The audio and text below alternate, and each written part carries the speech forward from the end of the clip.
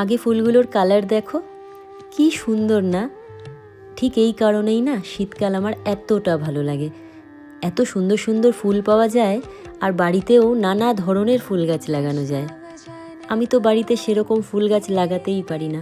কেন বলো তো? এখানে এত হনুমান গাছ পাতা ফুল সব খেয়ে চলে যায়। দেখো, সেদিন আমার এতটা ভাগ্য ভালো যে আমার এই কাচের ভাসগুলো পড়ে ভেঙে যায়নি।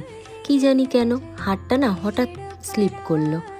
কাচের জিনিস ভেঙে গেলে না কষ্ট তো হয় ডেফিনেটলি, কিন্তু তার সাথে এত চারিদিকে কাচ ছড়িয়ে যায় যেগুলোকে পরিষ্কার করাটাই খুব সমস্যার।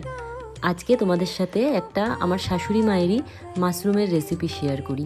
ভীষণ সিম্পল, ভীষণ মানে ভীষণই সিম্পল, কিন্তু এতটা ভালো হয় খেতে যে তুমি পুরো ভাতটাই এটা দিয়ে খেয়ে নিতে পারবে। তেলের মধ্যে শুকনো লঙ্কা ফোড়ন দিয়ে পেঁয়াজ দিয়ে দেবে। পেঁয়াজটা একটু ভাজা ভাজা হয়ে গেলে তার মধ্যে রসুন দিয়ে খানিকক্ষণ ভেজে নিয়ে মাশরুমটা দিয়ে দেবে।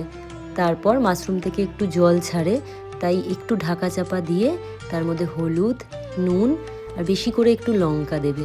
আর চাইলে একটু মিষ্টিও দিতে পারো, আমরা কিন্তু একটু মিষ্টি দিই এর মধ্যে। ব্যাস হয়ে গেল। এরপর একটু কষিয়ে নিয়ে শুকনো শুকনো করে নামিয়ে ফেলবে। মাশরুম তো এখন সব জায়গাতেই অ্যাভেলেবেল।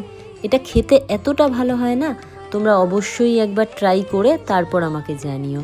আমার কিন্তু মাশরুমের সব রেসিপি ভীষণ ভালো লাগে, কিন্তু শাশুড়ি মা এটা করে খাওয়ানোর পর থেকে মাশরুম আনলেই আমি বলি এটাই খাইও। আজকে বাড়িতে সবকটাই আমার পছন্দের রান্না হয়েছিল।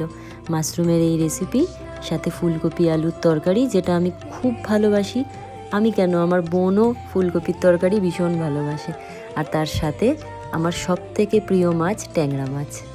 তোমরা ভালো থেকো, ভালো রেখো।